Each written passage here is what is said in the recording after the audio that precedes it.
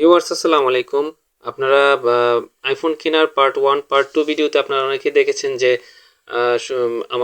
আমার সাথে ঘটে যাওয়া সব উল্টাপাল্টা ঘটনাগুলা। তো এর মধ্যে থেকে আজকে যে সবচেয়ে ইন্টারেস্টিং বা হাস্যকর কাহিনীটা শেয়ার করব সেটা হচ্ছে অ্যাপল স্টোরের ভিতরে যেটা হয়েছিল। সো দেরি করে ঘুম থেকে ওঠা, উল্টা ভুল স্টেশনে নেমে যাওয়া।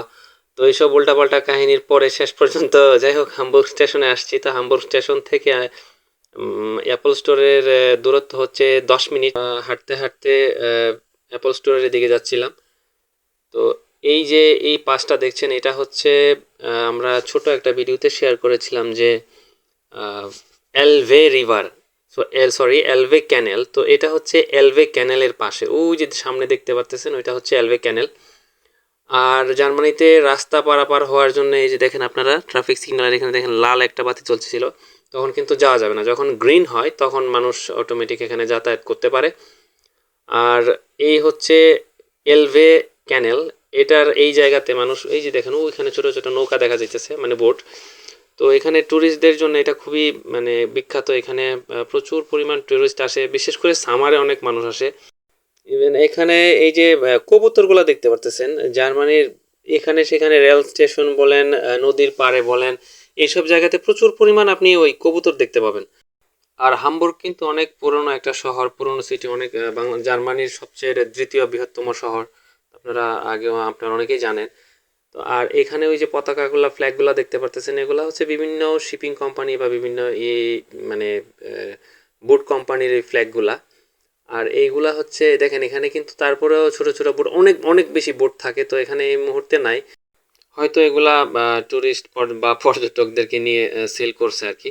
তো যাই হোক, তো আমরা ওইদিকে হাঁটতেছি। তো এইটা হচ্ছে ওই এলভে ক্যানেলের যেই নদীর ওই পার আর ওই পারটা, ওইখানে আমরা ব্রিজের উপরে হাঁটতেছিলাম। আর ব্রিজের উপর থেকে দাঁড়িয়ে কিন্তু ওই যে অ্যাপল স্টোরটা দেখা যায়। তো আমাদেরকে হচ্ছে আমরা হচ্ছে অ্যাপল স্টোরের রাস্তার অপোজিট পাশে, তো আমাদেরকে রাস্তা পার হইতে হবে।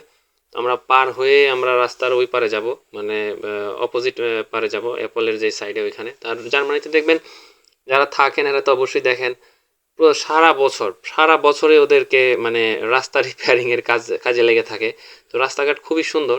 আর দেখতে দেখতে আমরা কিন্তু অ্যাপল স্টোরে চলে আসছি। এটা হচ্ছে হামবুর্গ সিটির একটা অ্যাপল স্টোর। আর আমাদের যে ব্রিমেন সিটিতে ওইখানে কিন্তু অ্যাপল স্টোর নাই। আর আমি একমাত্র অ্যাপল স্টোরে আসছি এই জন্যে যে মানে মোবাইল তো অনলাইনে কিনা যায়, সত্যি কথা, অনলাইনে যে মোবাইল কিনা যায় ওইটাও কিনা যায়, কিন্তু এই যে হাত দিয়ে ধরে ধরে দেখে অ্যাপল স্টোরে ঘুরে দেখার একটা অন্যরকম একটা মজা আছে। যারা মানে অনলাইনে শপিং করতে পছন্দ করেন তো করেন, আমি আসলে অনলাইনে শপিং করতে পছন্দ করি না, তেমন পছন্দই করি না। তো আমাদের এক একজনের এক এক পরামর্শ দিতেছিল যে কালোটা না লালটা না কালাটা। তো এখানে লাল কোনো মোবাইল নেই, আপনারা দেখতে পাচ্ছেন যে আপুদের জন্য একটা সুন্দর একটা কালার ছিল, পিঙ্ক কালার। আর এটা হচ্ছে, এটা আমার পছন্দ হইতেছিল, এটা হচ্ছে হালকা গোল্ড গোল্ড একটা গ্লেজ দেয়। তো এটা আমার মনে হলো যে মনে হয় এটা আপুদের জন্য। আর এটা হচ্ছে ন্যাচারাল টাইটেনিয়াম মোবাইলটা।